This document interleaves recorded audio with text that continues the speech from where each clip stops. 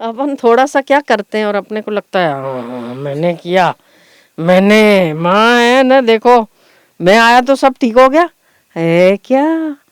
जो तुम्हारे इसमें सिस्टम है या जो तुमको ब्रेन दिया है, वो भी जो केमिकल के कंपोजिशन से बना है, वो बनाने वाला सिस्टम अगर नहीं होता तो करने वाला करता कैसे? तो पहले तो वो है ना, तभी भी वो ऐसा वो फूल फूल के फटा नहीं है। हम तो फूल फूल के फट जाते। मैं करी हूँ, मैं करी हूँ, मारू नाम ना आई हूँ, मैं किया और ऐसा। अगर आप बहुत थोड़ा थोड़ा सा डीप में सोचो तो जो भी ईश्वर ने आपको सिस्टम दे रखा है, जो मैकेनिज्म है हमारी बॉडी का, वो समझोगे तब भी आपको लगेगा कि अपन तो कुछ नहीं है उसके आगे। तो इतनी बड़ी सृष्टि में अगर थोड़ा सा काम कर लिया तो हो क्या गया?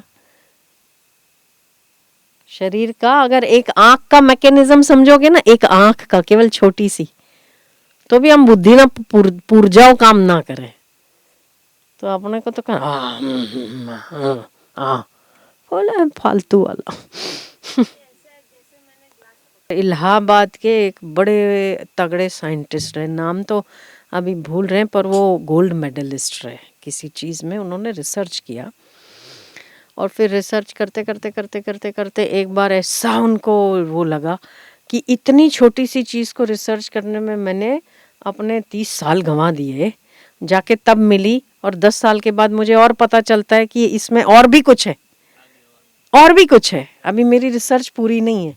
एक छोटी सी चीज़, और ऐसा एक नहीं 10 साइंटिस्ट मर जाए ना तभी भी उसकी खोज पूरी नहीं होगी, नया नया नया नया निकलता रहेगा। तो बोले कि हम इतना पूरे जन्म लगा देते हैं एक चीज़ को रिसर्च करने में, तो वो परमात्मा कैसा होगा जिसने इसको बना दिया है। और फिर उसको वैराग्य आया, वो सब कुछ लेबोरेटरी से ही वहीं सब कुछ अपना छोड़ छाड़ के ऋषिकेश चला गया। ऋषिकेश गया, फिर भटका खूब इधर उधर। हम जब मिले ना तब ये वो 70 साल के थे, 70-75 साल के, ऊंचा ऊंचा शरीर, लंबी दाढ़ी, जटा बनी हुई थी। और उनकी कुटिया के बाहर एक वो लिखा था, रीयूज, रिसाइकल, रीजनरेट, 3 वो लिखा था। तो फिर हमने ये इंग्लिश में कुछ कोट्स लिखे थे उनकी कुटिया के बाहर। तो मैंने सोचा कि तो अच्छा बाबा है, अंग्रेजी में टूटा फूटा कुछ आता होगा, लिख दिया होगा। तो इसी जिज्ञासावश गए उनके पास, तो देखा कि वो तो इंग्लिश में पूरा योग वशिष्ठ महारामायण का विश्लेषण कर रहे थे। और उन्होंने तो रिसर्च था ना उनका वो विषय, तो वो उस पर भी रिसर्च करते थे कि भाई जैसे कि एक तो प्रत्यक्ष देखने से इंसान का अज्ञान हटता है कि भाई ये मैंने देखा तो ये हाथ है और हाथ पर धागा बंधा हुआ है। अब मैं कितना ही कह लूं कि हाथ पर धागा नहीं है तो आप मानने को तैयार नहीं। एक तो ये प्रत्यक्ष चीज़ है। दूसरा है कि अनुमान लगाया जाता है, जैसे कि एक्सप्रेस वे है और बहुत भीड़ है तो अनुमान लगाया जाता है कि एक्सीडेंट हुआ होगा, है ना। कि कुछ कुछ चीज़ों को देखकर हम अनुमान लगाते हैं कि जैसे सामने धुआं है, जंगल है पूरा और पहाड़ी है, धुआं उठ रहा है तो ज़रूर आग लगी होगी। तो एक है अनुमान सत्य और दूसरा है प्रत्यक्ष सत्य। उस पर उन्होंने बहुत बड़ा विश्लेषण किया और उन्होंने कितना ज़्यादा लिखा उसके ऊपर कि पूरा योग वशिष्ठ महारामायण जितनी मोटी सी किताब छप जाए। एक एक चीज़ को उन्होंने डिस्क्राइब किया उसमें। हाँ, पर जबकि वो थे साइंटिस्ट, तो वो साइंटिस्ट थे तो उन्होंने एक एक चीज़, वो मक्खन का बाल का वो खाल निकालते ना ऐसे, तो उन्होंने उसमें भी अपना वैसा काम किया। तो फिर हम थोड़ा मिले तो फिर उन्होंने कहा ये सृष्टि ना केवल ये 3 सूत्रों से चलती है, रीयूज, रिसाइकल और रीजनरेट। कि कोई भी चीज़ नई नहीं बनती, बनी हुई है वो रिसाइकल होती है, फिर रीजनरेट होती है, रीयूज होती है।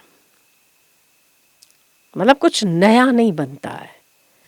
तो वो ये सब रिसर्च कर करके ना वो सूत्र निकालते थे ऐसे, जैसे इन्होंने 3 सूत्र निकाले और इसके भी इन्होंने सूत्र निकाले कि प्रत्यक्ष किसको बोलते हैं और अनुमान किसको बोलते हैं। तो एक तो अनुमान से पाया जाता है। ऐसे ही फिर उन्होंने डिस्क्राइब किया कि एक तो किसी ने परमात्मा को प्रत्यक्ष देखा, देखा मतलब महसूस किया चलते फिरते कि भगवान सब में है। कभी उसको कृष्ण के दर्शन हो जाते हैं या राम के दर्शन हो जाते हैं। तो एक तो ये प्रत्यक्ष आंखों से, और दूसरा जो गुरु कहते हैं उससे वो अनुमान लगाता है कि वो ऐसा होगा, और फिर अनुमान के उससे अनुमान प्रमाण है। एक तो प्रत्यक्ष प्रमाण है और एक दूसरा अनुमान प्रमाण है। तो उन्होंने उसके ऊपर भी बहुत अच्छा लिखा।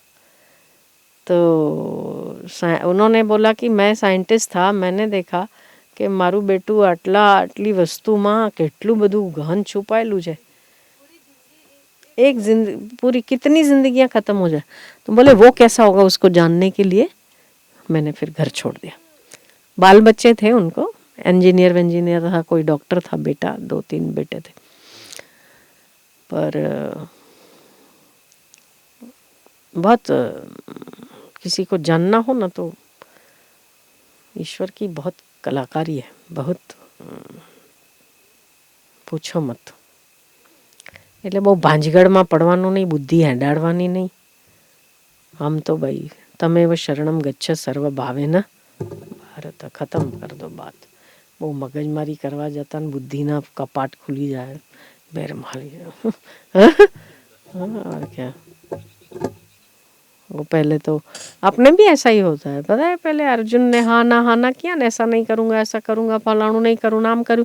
अपनी भी खूब सारी मान्यता हुई, हूँ तो आऊ नाच करूँ, हमारा तो चाले नहीं ना, हमारा तो ऐसा होता ही नहीं। फिर बाद में धीरे धीरे सब स्वीकार होने में आ जाता है। वही चलो कोई नहीं, अपनी पकड़ वकड़ छोड़ो, अपना ये छोड़ो, ऐसा ही कर लो, है ना। तो परमात्मा ऐसे गीता खाली बोल के गए ऐसा थोड़ी, आई गीता चाले छे बधी, सबके जीवन में गीता चलती है। अब अगर गौर करेंगे ना,